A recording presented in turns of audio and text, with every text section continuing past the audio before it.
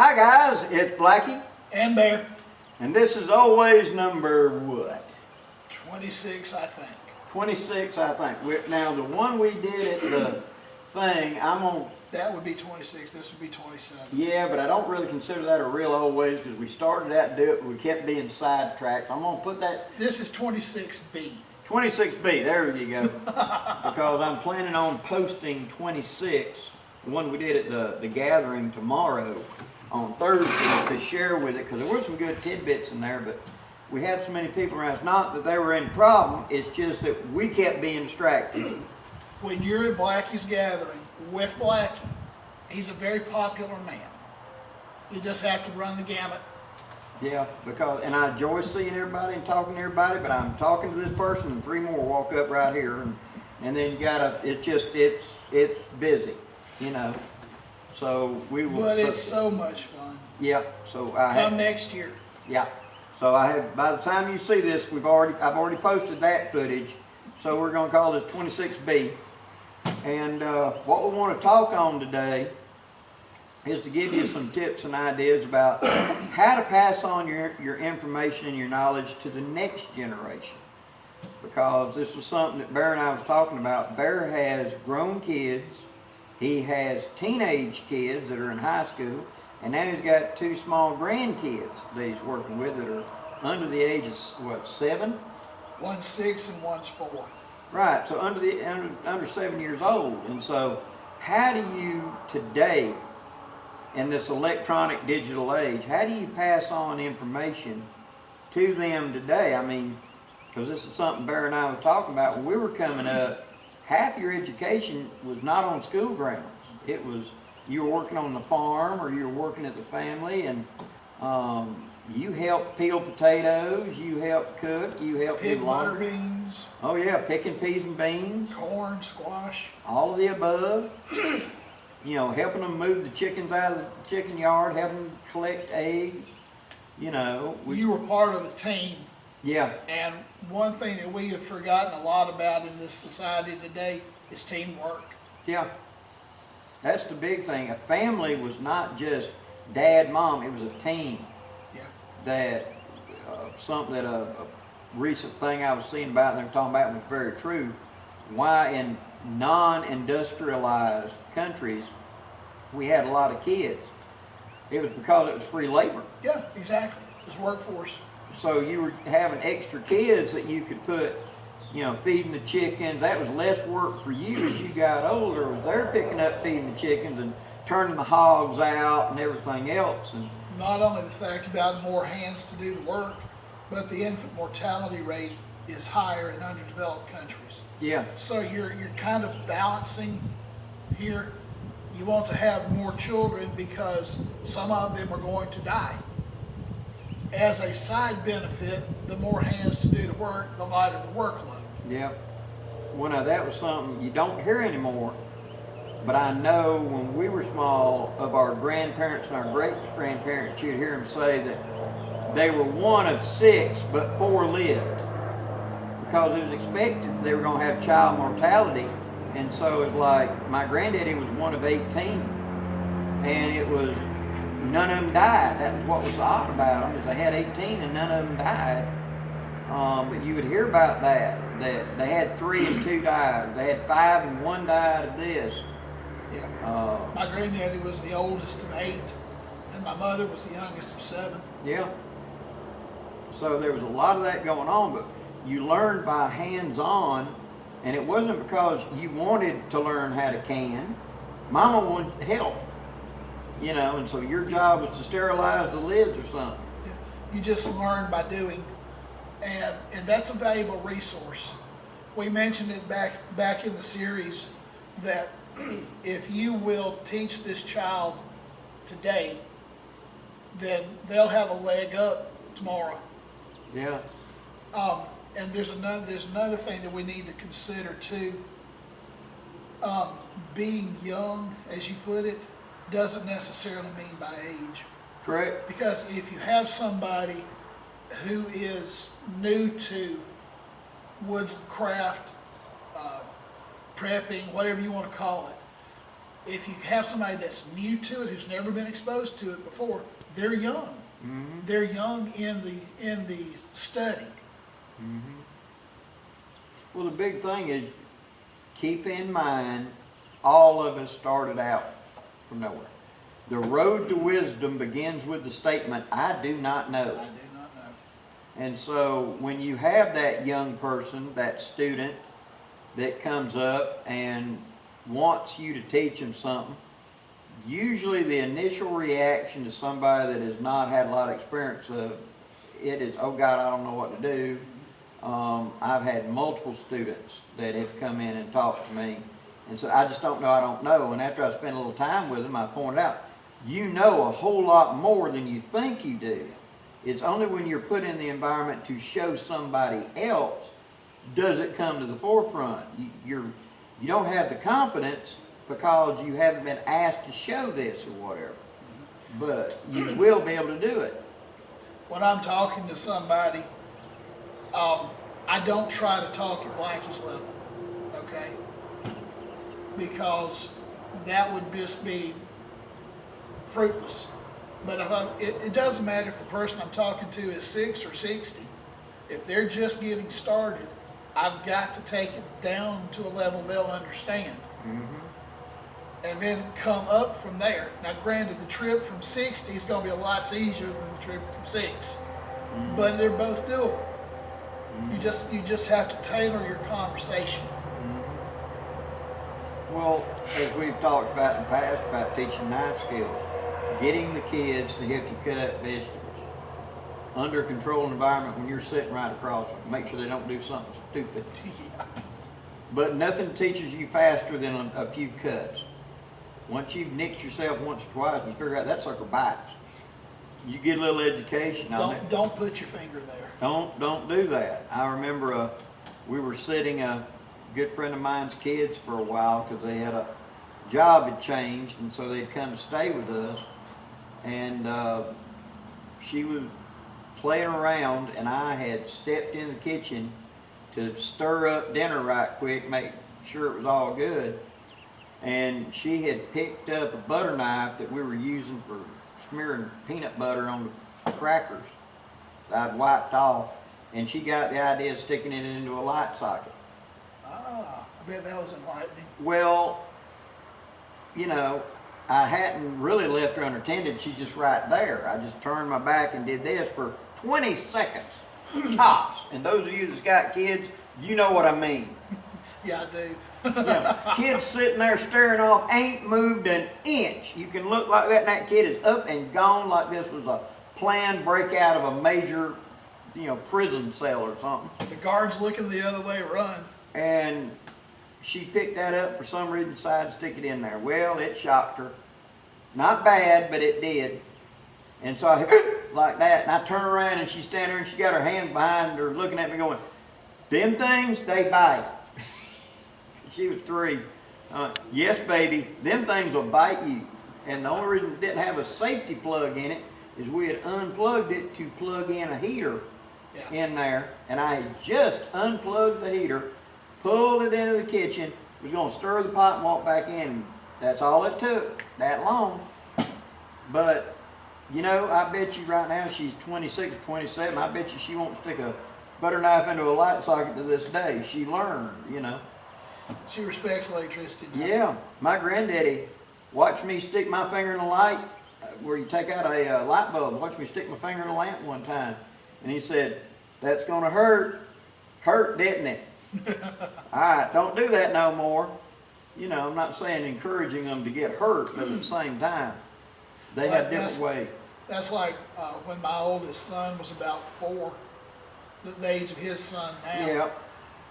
I was making Christmas presents, and I had my forge lit up, and I had some hot metal out on my anvil cooling. And I had finished. I'd gotten into where I needed to do, and I had paused, and I could see the look in his eye. I knew what he was thinking, and I said, "Now don't touch that. It's hot, but it's not red. It's still hot. Don't touch it." Okay. I flipped around to get another piece to attach to it, and I heard a And when I turned around, he had put I heard it go tingle, tingle, tingle back on the anvil. And I said, that burned, didn't it? Uh-huh. He learned a lesson. But we're trying to teach, the primary thing is early on, find what the interest of the individual is. And that's one of the things, me, people come to me and they want to learn bushcraft, like Roger and several other students I've had.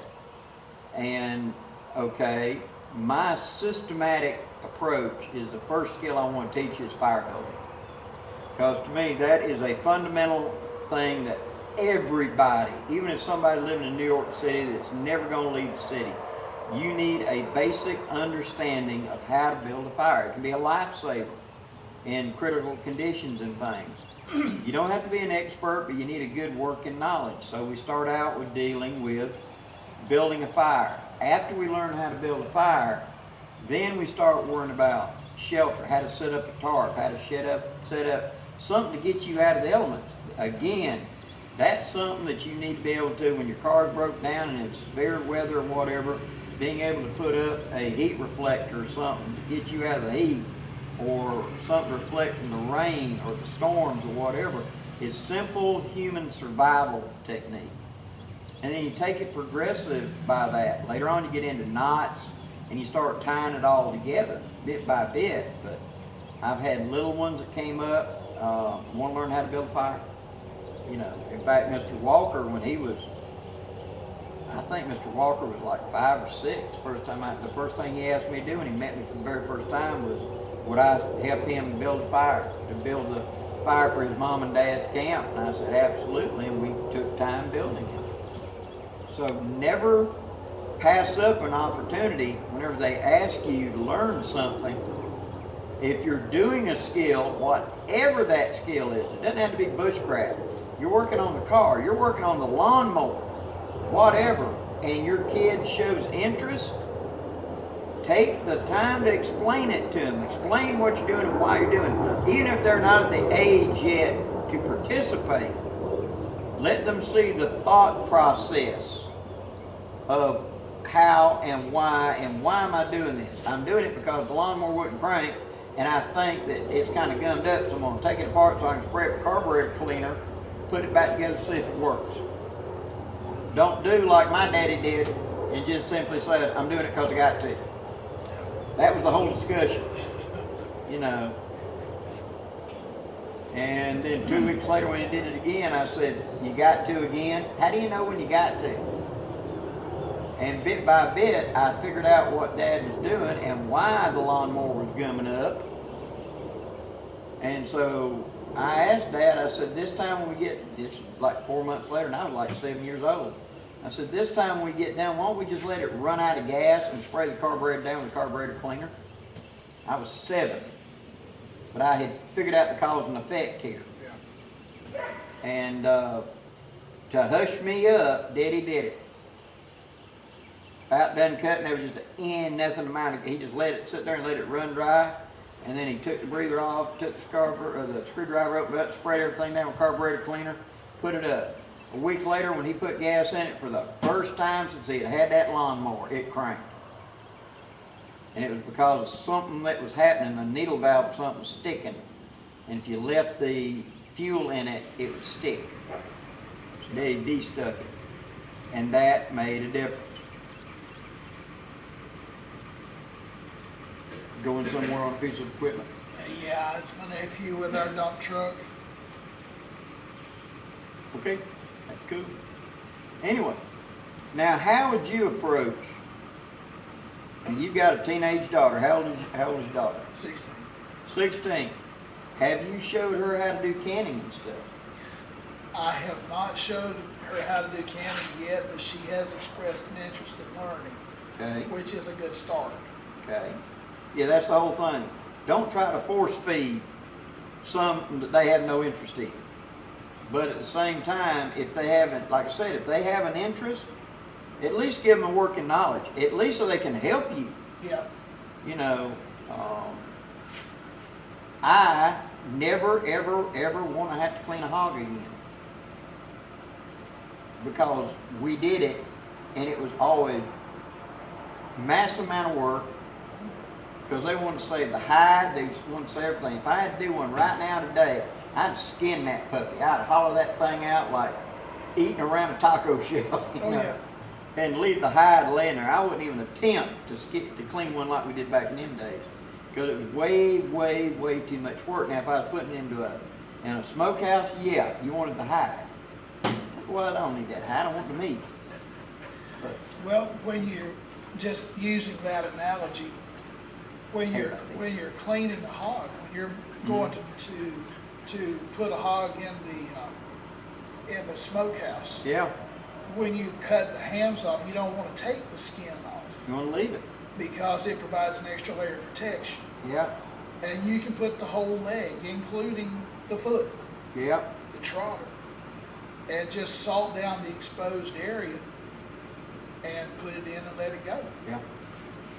I remember seeing that in the family. In fact, they would take and put the hoof into hot water, and they'd scrub it, make sure it's completely clean, Yeah. and then they would drill through the hoof on both sides and pack it full of salt. I guess because it had something past where contamination had come out of the hoof somehow. And then they'd run a wire through that, and that's what they hung the handcuff with, that, and they'd go in the smokehouse. And like you said, that other end was just solid stock salt.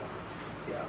You know, there's a little bit of prep work going before that, but essentially you're cleaning it, you're sterilizing that, the foot part and everything.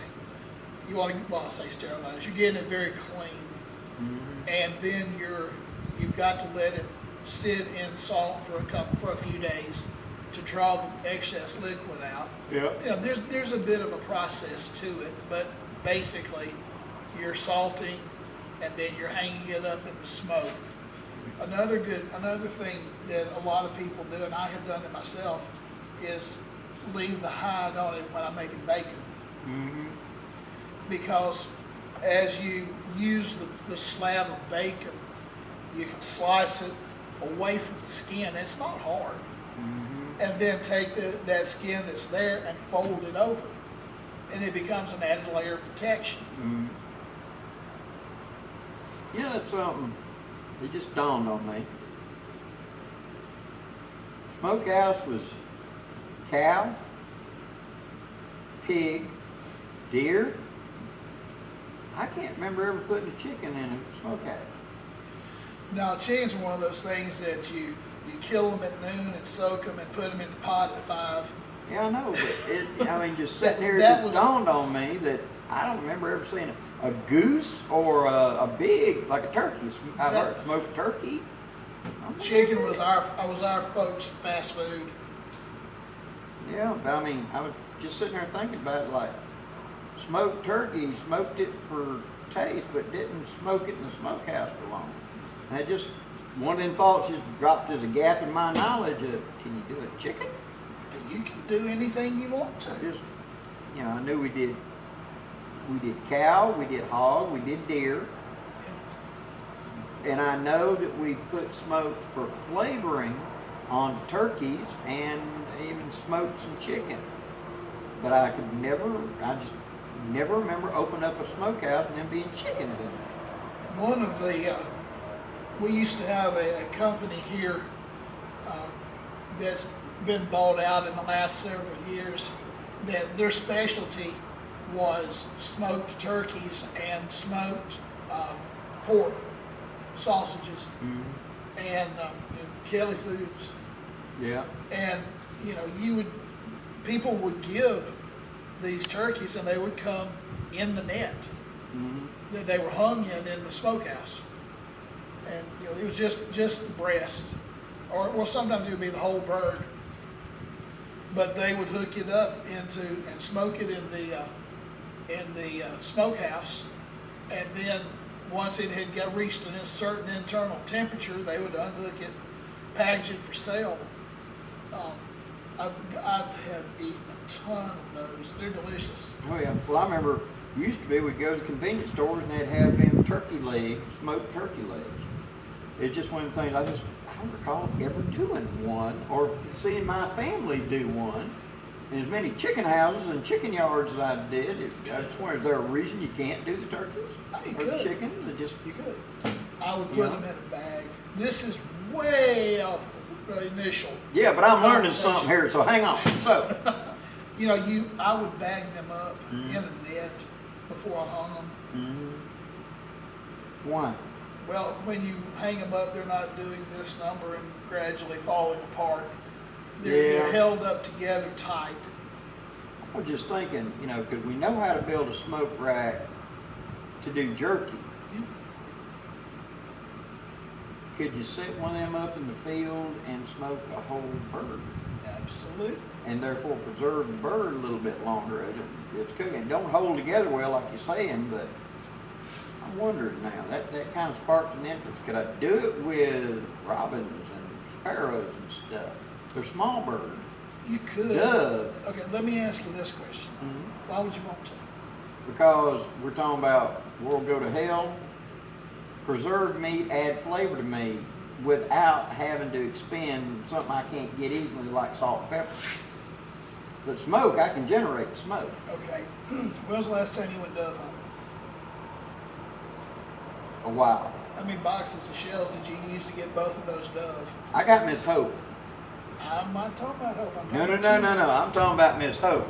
Miss Hope is the wing shooter of the bunch. I take her and she'll She limit out. has a job. She's got a job. I put her in front of me on a bucket and I spot him. I go high left. She'll turn around and she's a ball turret. In fact, not long after we'd been married, one of her former boyfriends was going to have a dove shoot, and I got her to go with me out there, and I put her on the bucket in front of me, and we limited out in 45 minutes. If it got within shotgun range, she took it out. She was deadly with that thing. And 2 weeks later, when they had the next dove shoot, every one of them asked him, "Is that chubby girl coming?" Because if she was coming, they weren't going to come out.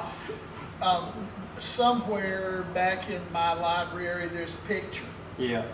and it's a picture it's a photograph of a woodcut that was done probably about 1680 Mm-hmm.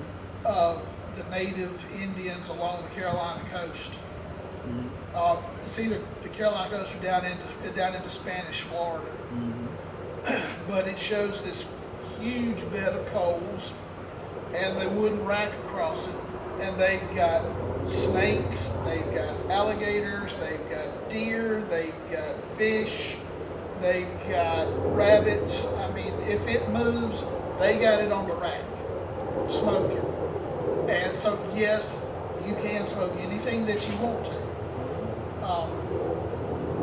Something as small as a robin, Should smoke quick. yeah, it would smoke quick, but are you gonna take time to skin it out? Or just gonna cut the skin off, put the whole bird in there? Well, it says, and thinking about it, if I took something like a robin and gutted it and then hung it up in smoke in an improvised smokehouse, because you know, like Reuben that was coming out, that came out to the gathering, he can take bamboo and make a smoker in the field in about 30 minutes. Yeah. By the way, robin is legally in the state of Alabama a songbird, and you cannot eat it. Yeah, not by legal, so don't be thinking that. It's just, we're just referencing a bird. Yes. You know, you're allowed to take starlings and a bunch of other stuff that is legal in the state of Alabama year round because it's not considered a game bird. But back to, if I took and hung a couple of X birds in there and smoked them, that would impart a lot of flavor to them, and that would be a good meal that way. And at the same time, if I was going to turn around and chop that meat up and incorporate it into some other dish. Let's make it a practical study. Okay? We're doing a turkey. Yeah. Now, wild turkey has a big breast on it, and it's got sorry leg quarters, Yeah. And Because they're- he runs. and they're hard as brick. Yep. Get them to cook a wild turkey leg quarter well, it's still shoe leather. Yeah. Okay, but Yeah, you can finesse it and probably make something out of it. We used to take them and we'd take the breasts off of them. Yeah, And then we'd take the rest of him and we'd put it in a stock pot and boil the snot out of it. exactly. And we'd make turkey stock out of that. And then we would take that meat, which was still tough, and we'd grind it up and add it into wild game sausage. Yeah, Because you could grind it up fine Yes. and just mix it into anything else. But like you're saying, a wild turkey guy, he's a runner. And so his legs are athletic, not chubby like a barnyard. And so ain't a quarter of the meat that you get off of a barnyard one, but at the same time, that was always the thing, the old joke, wasn't it? That, you know, when you gonna be cooking? So I'll save you a leg. It's like saying I'll let you gnaw on a bone that I've cut all the meat off of. So but yes, running a smokehouse, you can do it. It would take some creative engineering to be sure, but it can be done. have you seen taking a cardboard box, a couple of wooden dowels, a rack out of an oven, a hot plate, a pie pan, and making a smoker out of that? I think so. Alton Brown on Good Eats Yes, yeah, did yeah, that, yeah, yeah, yeah, I saw that. and where you could practice smoking at Yeah. home. You can also make a solar oven out of it. Right. Well, what we had done to practice it years ago was we found a box for a refrigerator, big old tall one, and we ran dowels from one side to the other, poked holes, and put oven racks in it, and put that in the bottom where you open the little door, and there was the oven rack. Yeah. I mean, there was a hot pad with that baking tin, and you put your wood shavings in so they'd smoke, and then you'd have to dump them out and put fresh wood shavings in.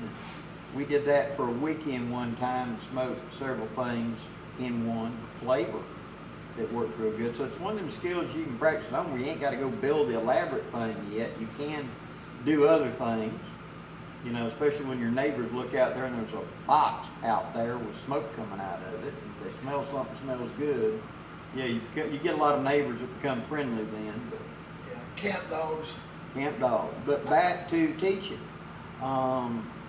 Passing on the knowledge is the most important skill we've got as Civil War. Is we've got to take what's in here that's been learned, and this generation has really lost a connection because we learned it in the pre-internet days where it was all hands-on, it was analog, if you will.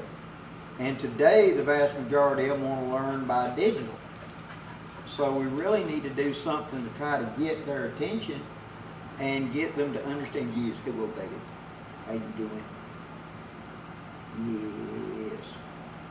But having to pass on that knowledge, pass it on to the next generations, or to your friends, you know, and you don't know how much you know until somebody asks you the question. And then it's amazing how much you do know. Or not. Or not. Passing on, one of my favorite sayings in life is you can't push a rope. That's a self-made piece of wisdom. But I've learned the hard way over the last 58 years that you can't push a rope. You can lead a rope all day, every day, but you can't push one. And so you've got to be the one up front doing the leading by example Exactly. to get the next generation even remotely. And at the same time now, you're going to have times where you're going to have individuals, family members, kids or whatever that absolutely do not care about whatever this particular topic is. Right. My dad and them came up during the Great Depression in very poor conditions, and they ate tons of wild greens, of dandelion, greenbrier, all of that. Wild lettuce. Wild lettuce. And my dad would not show me, teach, or in any way give me an idea of that because he was so sick of it when he came up. He wanted that to be a forgotten thing. You know, I wish that I had learned some of that from him. But Well, that's like your possum story. yeah, Was it your grandmother? yes. Yeah. She had eaten enough possum in her life, she didn't want to eat She it. won't eat no more. Yeah, didn't even want to cook it. Didn't want to cook it at Daddy, all. Daddy was kind of the same way. I mean, My daddy grew up on the farm. My granddaddy was one of the best farmers you'd ever want to see. They had pigs and chickens and cows and anything you would want. And Daddy, at times, Daddy had eaten possum, and he had had enough. Yeah. Well, I can honestly say with my mom, when I was like 9 years old, and I lived with my mom back then, Mom and Dad were divorced, and Mom went to work at Kentucky Fried Chicken. And she'd bring home the leftover chicken and stuff at night. And we ate Kentucky Fried Chicken just about 3 meals a day for 6 months. It was years before you could get me to eat chicken. Yeah. I mean, I had enough chicken. I believe that totally and completely. My daddy had the habit of getting on a kick with food, and just that every day. Well, one of those things when my brother and I were little was butter pecan ice cream. Yep, my dad liked that stuff. Now, we ate butter pecan ice cream until it just wasn't funny.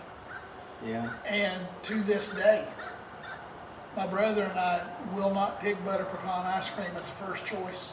Now, Yeah. we'll eat it to be nice, but as far as going in and saying, I want that, no, we will not do it even to this day.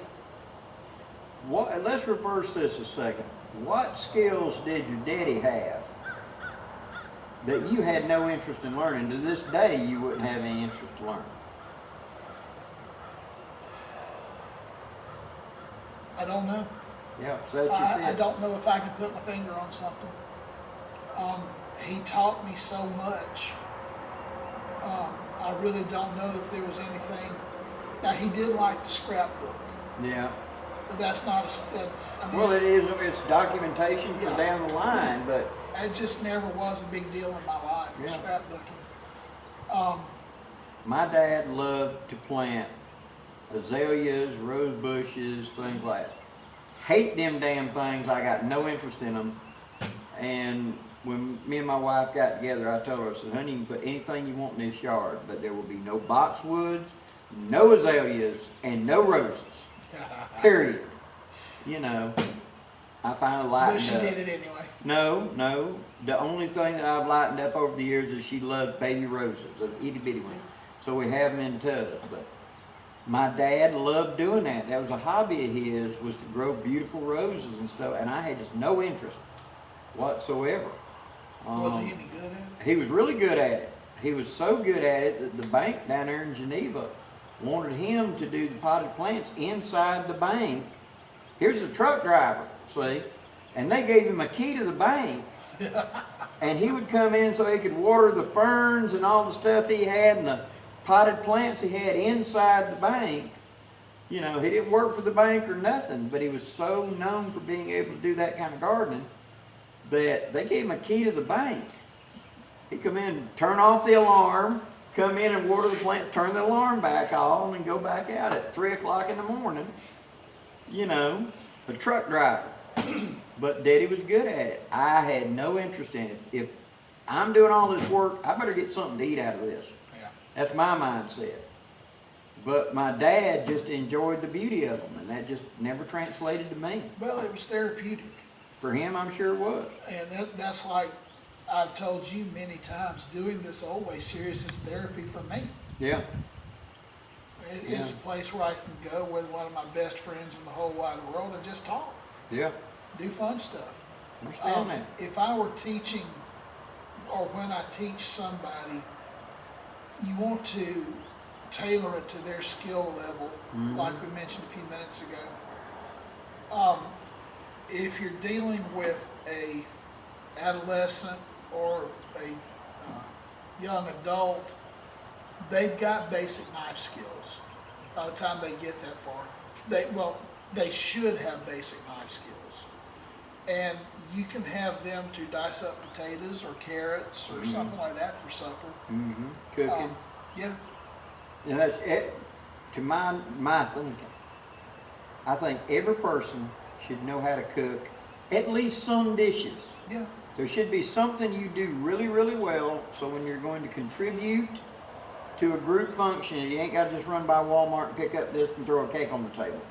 You know, you can actually contribute. So everybody should be able to do basic cooking for themselves. Right. Everybody should have a basic knowledge of how to run a washing machine.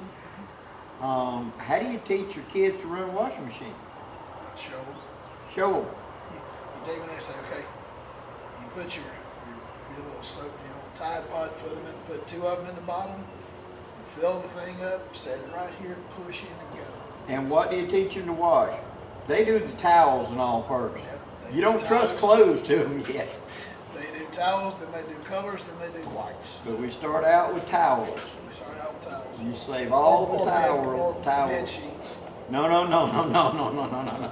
Oh no, unless you like psychedelic bed sheets. You start out with towels. And so their job is to run 1 laundry load a week of towels. You know, and how to run the dryer, how to run the dishwasher, how to iron.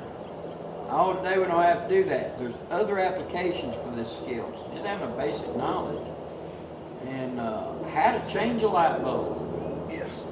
Swear to God, I have met young people that did not know how to change a fuse, did not know how to turn the power off to the house in case of emergency, you know.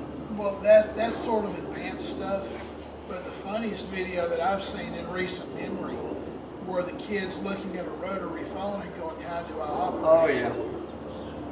Or even just, not even just a rotary phone, but one of the push button phones. How do I do this? We had a family member No clue. that they had remarried, and the stepmother had come into the situation, and the little boy was, I think he was 10, maybe 11, but I think 10.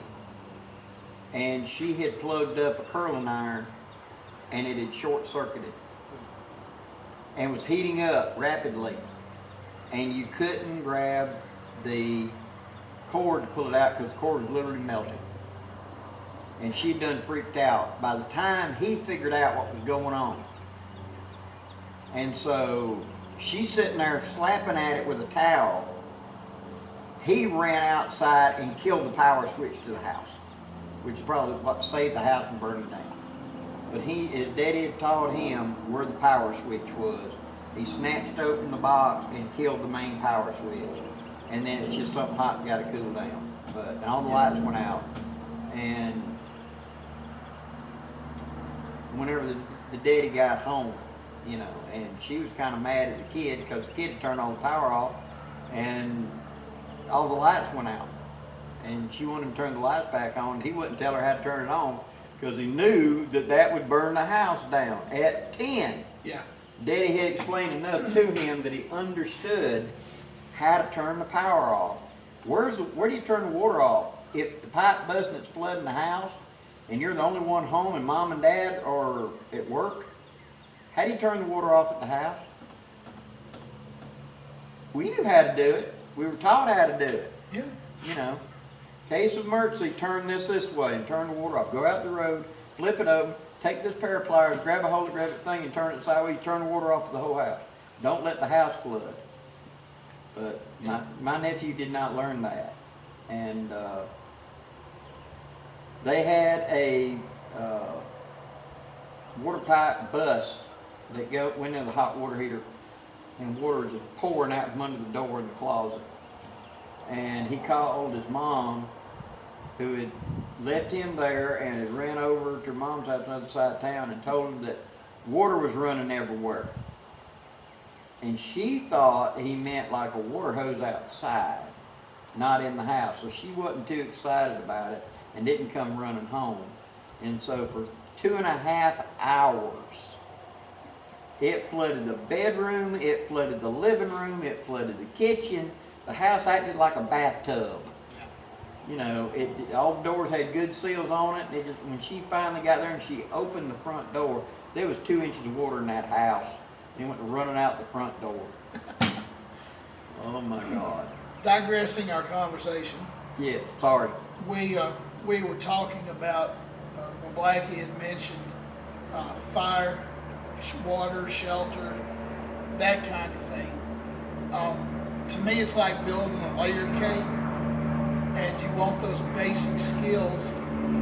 If your student can handle the knife skills, then teach them how to cut with an axe, and build off of those knife skills onto hatchet skills.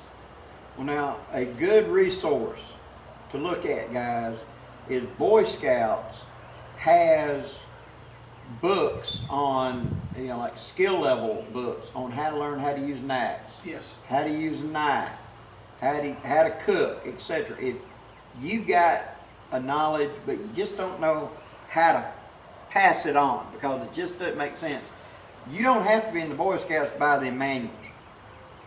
And there's an entire system set up called for Lone Scouts, and it's for that kid in the middle of the city that ain't got no access, and you, the parent, the kid's got a desire, you can get it from the Boy Scouts, and it's lesson plans building these skills. Lone Scout also works well for the kid on the ranch in the middle of Montana. Where there ain't no kids anywhere near here. Where there's nobody else. Yeah, be a good way to do it.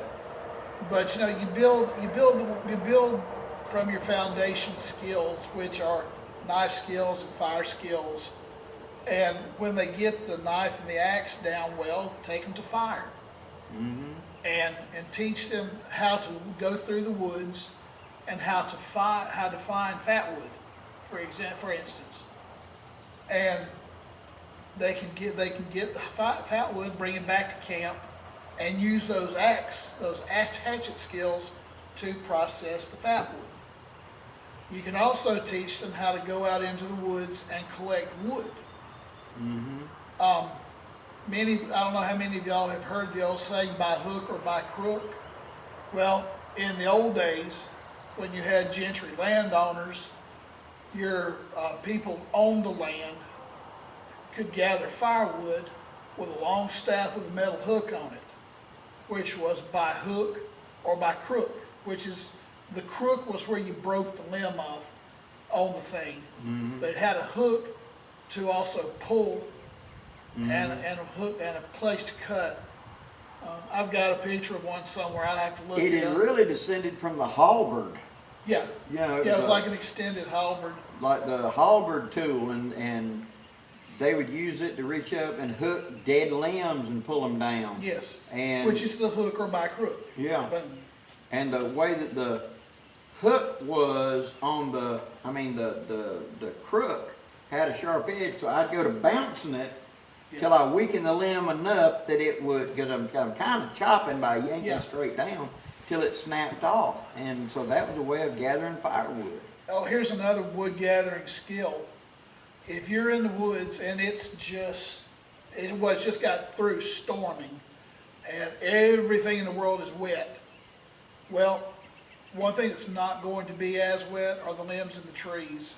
Hanging in the air, hanging stuff, it's not going to be as wet, and you can pull those limbs down, and being in the air, they're going to dry lots quicker, and you can gather up dry wood off of the trunk of the tree, and then take it and take your knife, practicing your knife skills, shave it off, and get you a pile of dry tinder to put your fat wood in and build your little fire.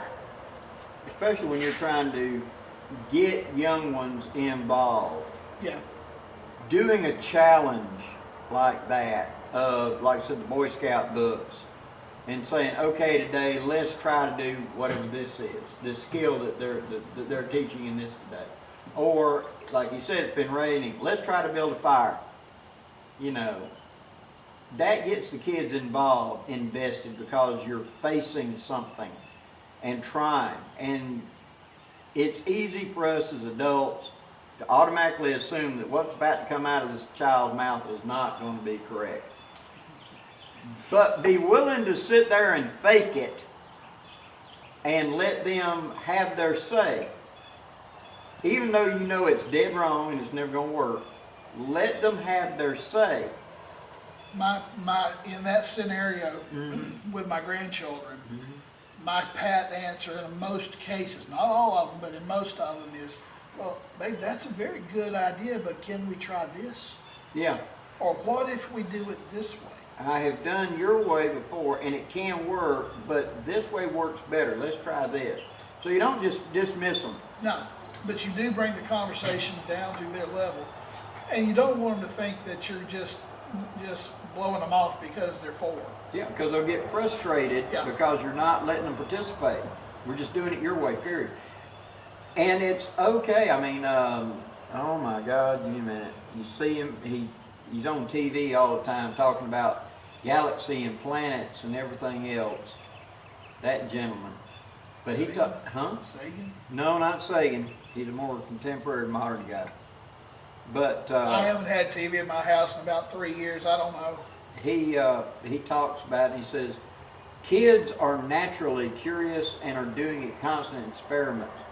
Kids, get outdoors someplace and give a kid an egg, a raw egg. He's gonna bust it. Yeah, you can hose them off.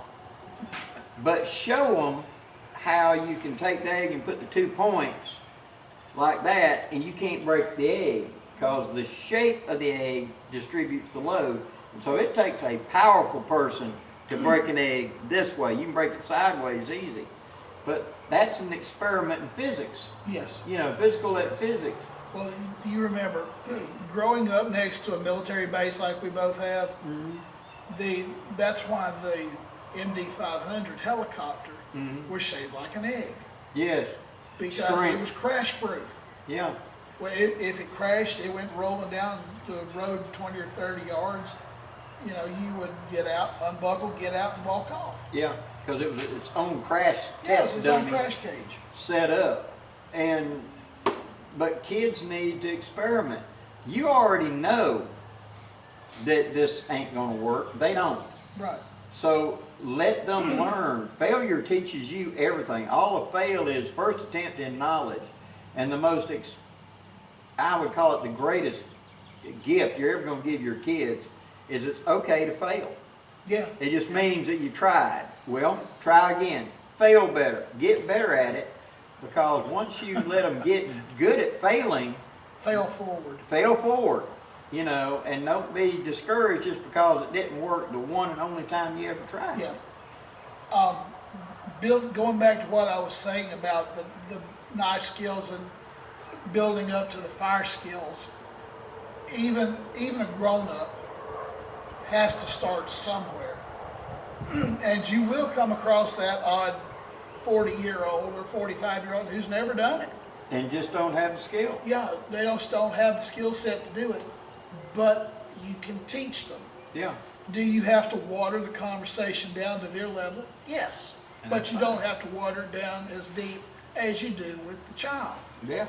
But it's the same set of skills. Yeah. Now, am I going to go out and teach my 4-year-old grandson to make a fire? No, not at all. But in a few years, as he grows up, when he's 7 or 8 years old, absolutely. But on that same scale, you can lay the foundation right now because you've got an afternoon. I needed to burn this burn pile anyway. Yeah, that's what we did the other day. I go down there and I build the burn pile, and he gets to help pick up sticks and throw on the burn pile. He's contributing. Yes. Then whenever the burn pile is going good and we're done picking up all the sticks, that's when we whip out the coat hanger and the marshmallows, and the reward of getting to cook on the fire to do marshmallows. Right. Then he gets a little bit older. Now we'll do one of these things, and now we'll wrap up a hamburger patty, a hunk of onion and stuff in heavy aluminum foil, and we'll cook, you know, and you can step by step incorporate them in to where it's something fun and to look forward to. When my dad, you know, springtime, everything's turning green, and we had to cut the entire yard, had to rake everything, the whole 9 yards. This was not a fun day. I mean, there was no joy in that at all. There was no joy in Mudville tonight. No. If Dad had incorporated into that something positive, something fun, it would have made it a whole lot better. Oh, I'm sure. But he didn't. He wanted to work. We're working. That was relaxing to my dad. Working 16 hours in the sun was relaxing. It wasn't to me. But were I to do that today, if I had a small one that I was going to be, having to help me, and we were cutting that 5-acre yard, I think I would come up with some sort of way, something. We'd bale up the grass and make a fort out of the grass, something. Yeah. Yeah. Another thing you can do, which comes out of colonial America, is the mazes. Yeah. You remember when we were kids, we would build up a maze of straw, pine Yeah. straw. And, you can fill up a whole yard that quick with just a maze of pine straw. And they were wonderful. Yeah. They would occupy kids for hours. If we had gone through and cut that 2 acres at Ridemore, and then Dad and I got out there and made a maze in that cut grass, Yeah. that would have kept me happy, because then I would be doing something afterwards. It would have been a focus, etc. Now, when we get done, of course, we're going to get rid of all the grass anyway. Sure. But the fact of, we're going to cut this thing, how about we, find a way to make it interesting, entertaining, even when it's work, because that's how you get them involved. When my grandmother wanted me to help her with vegetables, it wasn't work, because Granny would start telling me stories about things that always made me laugh. So I wasn't working, I'm with her. Yes. I'm just performing a skill. When we were working on quilts when I was little, and I had a cast on, I couldn't move around a lot. Granny would push the needle down. My job was to pull the thread tight and push the needle back up. I'm underneath the quilt. It's hanging from the roof. It was a loom. And the whole time we're talking about things she did when she was little. When she saw the bear in the smokehouse. And it kept me interested, kept me entertained, because I was spending time with her. Doing the skill was a sidebar, but when something my dad did teach me, my dad was a master at organization. Yeah. He was a truck driver. He knew how to pack better than anybody I've ever seen. He could balance truck loads and everything. He could simply look at it and in his mind figure out how to balance a trailer. And so that is an amazing skill set, a learned skill set. when the what was that, Jenga or whatever came out, where you Tetris. Well, I walked through that like it was nothing. Going yep. Well, heck, I'd learned from my dad. You first glance, you knew exactly where it was going to fit and where it goes. Yep, move here, that layer's gone. That layer's gone. A friend of mine hated my guts because he did not have that skill, and he struggled at that game. And he'd get high score and he'd be bragging about it, and I'd say, let me see it. And the next run, I'd beat his high score, and when I beat his score, I'd beat it, yours. And he'd spend weeks trying to beat my score, and then he'd, okay, I beat it, give me the thing. My turn. My turn, there. All right, 20 numbers high, 20 points higher, your turn. God, he hated me. That guy I worked with. Do you remember when we went to Kaufman's a while back and I bought those 2 pup tents? Yes. I just had a good idea. Oh. Teaching the kids how to put up a pup tent. Great thing to do. Take them out in the yard on a day when you're babysitting them. We're gonna put up a tent. That's teaching them how to put up a shelter. First thing, how do we clear the camp? Because we don't want to be laying down on pine cones and stuff. No, we don't. So do I want to get wet or not? Well, you teach them the 5 W's right there. Then we set up the thing. Now we've got our little pup tent set up, and Granddaddy's sitting here in his chair, and they get to improve the fort. Well, you want to build a pine straw walls around it now and make it into a fort? Yeah. See, there's a whole day Completely. working on skills, because the last step would be to build a fire and to cook hot dogs. But I was thinking, just as we were talking, they're a little too young for knife skills and fire skills, but they could set up a tent. Fix up a tent. My granddaughter was helping me cook supper a couple nights ago, and we were having just basic, simple scrambled eggs. and I cracked the eggs, and I showed her how to mix them up, and she mixed them up. Mm-hmm. And then when I got them into the skillet, my cast iron skillet, by the way, that I had recently cleaned with my Blackie Thomas pot scrubber, Yeah. I couldn't help it. I'm sorry. Get on the list for Bear's cooking book. You know, Cooking with Bear will be coming out soon. Don't worry. Anyway, I pulled her chair over to the stove and showed her, it's a gas stove, how to start your heat, get your pan warm on a moderate heat, and then turn it down to a low heat and sit there and bring your spatula back and forth. And she cooked those eggs. Yeah, She's 6. that's She the cooked- beginning of the skill. She cooked those eggs. That was her first cooking lesson.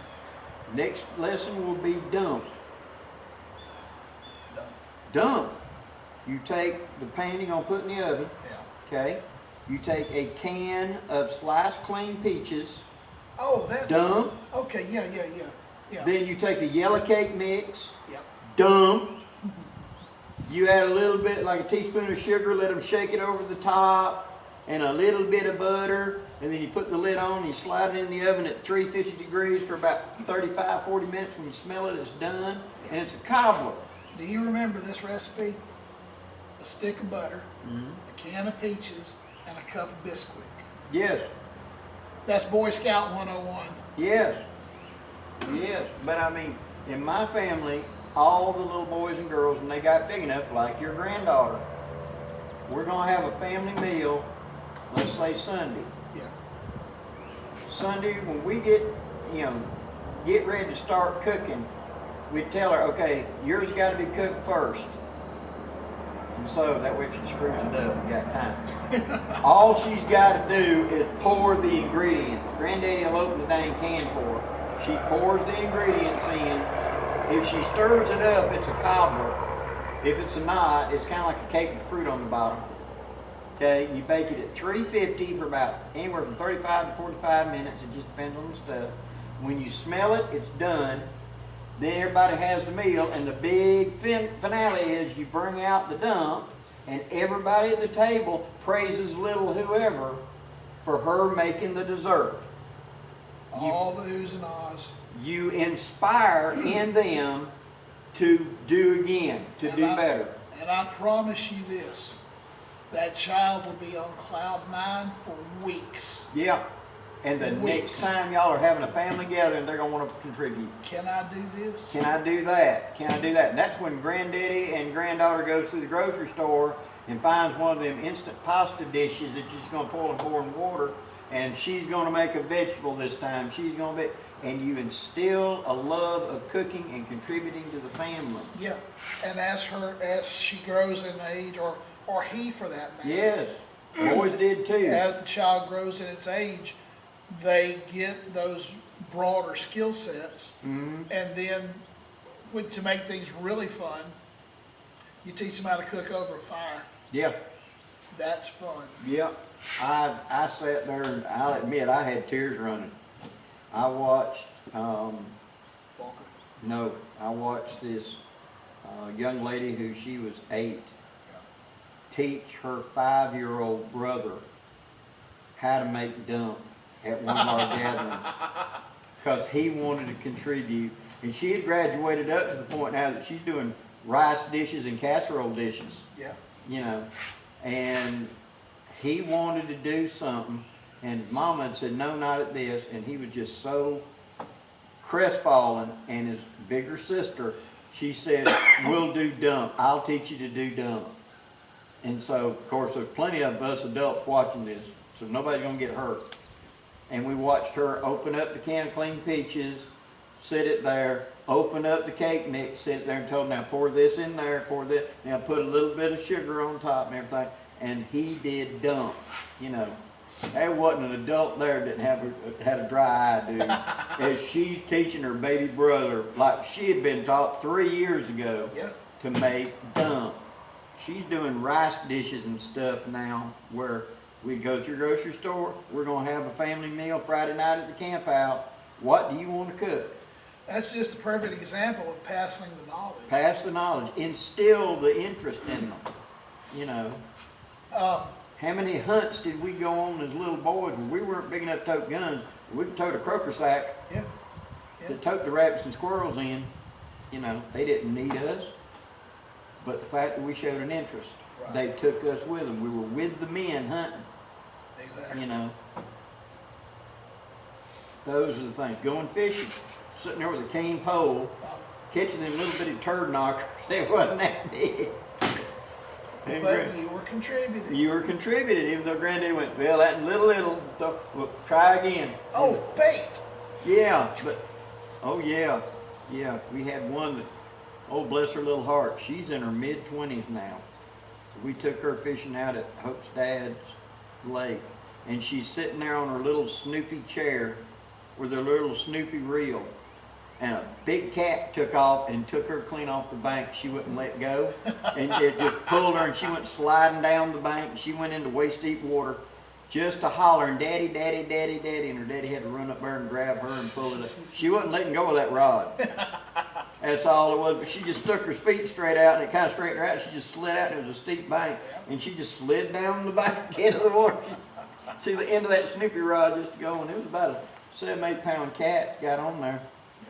And She fed the family. she was by God proud to do it. Whenever we clean that fish and everything and make a big deal of it. Always, always, always reward them, Yes. encourage them. And when they screw up, and they will, point out, you know, it's okay. You're learning. Yeah. And you can do the same thing with adults. Yes. When you've got an adult that's starting out, praise them. You know, if they screw up, okay, they did a good job trying. Praise them, let them know. And then show them the correct way, and let them do it the correct way, and praise them for getting it right. I had someone I had met at Pathfinder Gathering that their wife contacted me. Man's 48 years old, and they went to their church thing, and he made dump and brought to the church thing. How proud he was to do this. His wife said, you showed him how to make dump, and now he's cooking dump. And, you know, that's his first. That's great. The man has never been able to cook a dang thing in his life. He said, I can heat up a hot dog, that's about it. And I said, you can do dump. Let me teach you how to make dump. I was going to make dump anyway. Sure. And so I showed him how to make dump.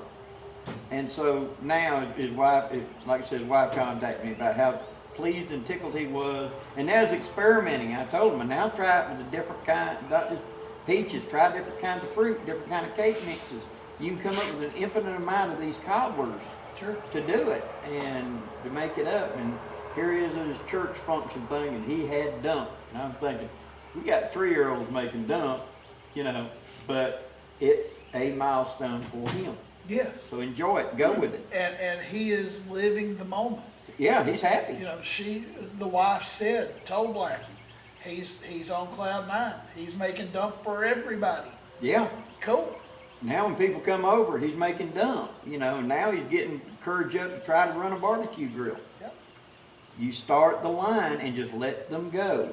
And they're going to find their interest, you know, just because your entire family loves bird hunting is not a guarantee that this child is going to love bird hunting. Exactly. Right over here, behind where we're sitting, is our barbecue pit. And in about 3-4 weeks, we're going to have our family reunion right here. And we've been doing it every year for the last 170 years. And that is a skill set that we pass generationally. Mm-hmm. Who's going to cook the barbecue this year? It's always the same guy. We have a guy who's the ramrod. Exactly. And we all come in behind him and do our jobs. But even then, amongst the ladies, who's doing potato salad? Who's doing potato salad? Who's doing the bread? Yeah. Who's doing that? Who's bringing the dump? And that is being passed down generation to It's generation. being passed down generationally. That this one is really the best at making the potato salad today. Oh, yeah. Yeah, I've got a cousin who's absolute, she makes a pound cake to die for. Yeah, And that's what she brings. that's her That's passion. her contribution. Yeah, and people are looking forward to them pound cakes. That's how you do it. I mean, every generation you pass on, because again, in close family friends, I know some right now that Daniel is a hunter. That boy harvests. He don't just go hunting. Right. That boy is a harvester boy, but he could care less about cooking it. He'll eat it, but the thrill of the hunt is his passion. And so for the family, what he does is he'll get his, and then he contributes to the other family, and he says how many you want. And so he loves the hunting, and he will share. He not, of course, not selling, that's illegal, but he's sharing with the family. And another family member that's a cousin of his, she cooks deer the best I've ever. I mean, dude, it's filet mignon when she gets done with it. She knows how to age it. She knows all into. Could care less about going hunting. She said, why do I want to freeze my butt off in a deer stand? But if you'll kill it, I'll cook it. That's like my mother. Mm-hmm. She had three brothers, three older brothers, and they would go squirrel hunting. Mm-hmm. And she didn't care a rip about going squirrel hunting, but she'd sit out there on the back porch and she'd skin every one of them with Clean them and cook them. clean them and cook them. And so that's her skill. So now the next generation coming up needs to learn her recipes. You know, the one recipe I would have liked to have gotten from my mother was she called it burnt chocolate icing. And she'd make this lane cake. And I know what the cake mix was. I know all the components of it. But there was some technique in there that she made this icing that was actually hard. Yeah. It was called burnt, you know what I'm talking about? The I know. old burnt chocolate Yeah. icing. Yeah, I know what you're talking about. You poured it, There's- it was like a candy shell when it hardened. Yes. If I remember right, somewhere back around old Wayz Mm-hmm. 5, Mm-hmm. maybe, you mentioned that you've got a cousin who has the recipe. He's got that recipe. I would call him. I have called him, he just never given me the recipe yet. But that was, you know, me and my mother didn't have that kind of bond. Yeah. And so I loved that. But I never learned that skill. I learned how to make biscuits, I learned how to cook, I learned how to do all the above. But if there was one I could step back and want to get, I would like to step back to my granddaddy and find out the apple cider barbecue sauce he used to make. That nobody makes anything like that. And oh God, I'm starting to water my mouth just remembering that thing. But it was a secret recipe he would never share with anybody. I would love to have that. I would love to have my Do mom. you have an idea of what he put in it? Not a clue. I know it started out with apple cider vinegar. Okay. Beyond that, I don't know. Was it a ketchup-based was it a ketchup-based barbecue sauce? I don't believe it was. And it wasn't a mustard base. Okay. Well, what else would you have used? Had to be tomatoes. Okay. I know that he would go get an entire box of tomatoes and slope them. And that there were Vide onions. And there was a cup of peppers. Okay. That's all I remember. To start. But he never would let people would they wanted that recipe because they loved it when he barbecued it. Put it in the cookbook. Yeah, right. Got to have it first. Well, we can that's old Wayz 27. We can reverse engineer it. Can we? I don't know. You know, It gives you homework.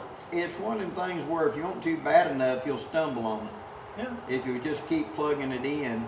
And we cooked last night. Me and Hope cooked. I cooked. We went out to dinner and I'd already laid out stuff. She had a craving, so we went and ate. When we got home, I cooked right quick, and that's in the fridge tonight for leftovers. And it was angel hair pasta, elbow macaroni, sloppy Joe mix, hamburger meat, red pepper, green pepper, onion, and a bunch of spices and stuff. And it's sort of it's not really a goulash, and it's not really spaghetti. And so last night when she looked in the pot, she said, exactly what is this? I said, I call it a conflagration. What is this? It's supper. It's supper, you know, and she tasted, said it was really, really good, but I'm taking 4 different recipes I already knew and combining them into one to see, because each time I ate, I thought, What if I add this to that or that? I'm just gonna throw it all together one time and see if it'll fly. Well, it's like we were talking in another episode. I was cooking for the kids, and they said, after we were done, they said, "Daddy, what did you make?" I don't know. I'm just going to the cabinet and throwing things at the stove.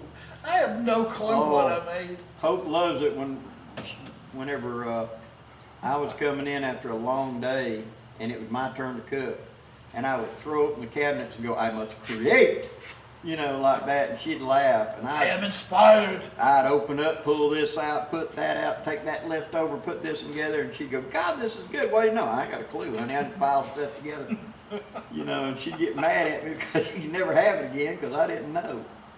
But, I mean, you just got to learn and teach and pass on as best as you can.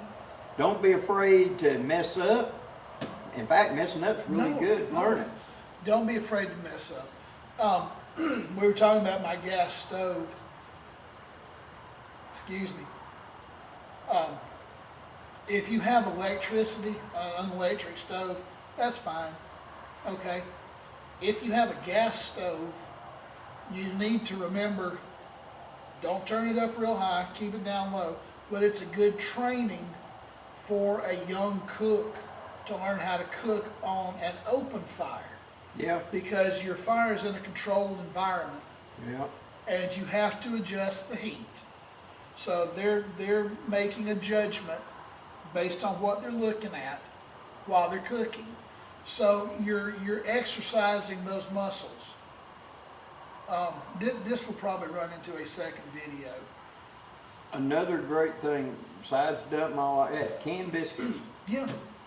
All they got to do is turn the oven on, Pop, lay them out, slide them in, set the little timer, it go ding, look at them. That's all they got to do. And so that's another good teaching training aid. Let them contribute that type of stuff.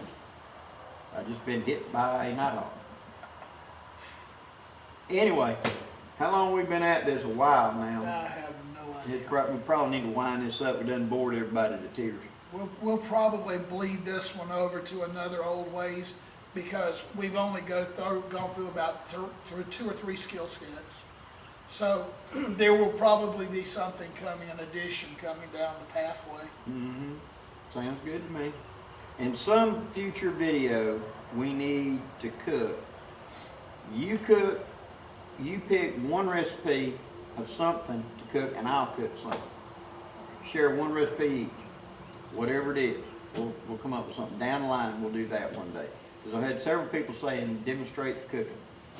They want to know about this, so we may do that. We might get out here with charcoal and do a dump. How broad a palette are you wanting to paint with? Throw it. You know, we can make if you need to do a 6-hour on how to completely cook a turkey, we got time edits we can chop in, you know.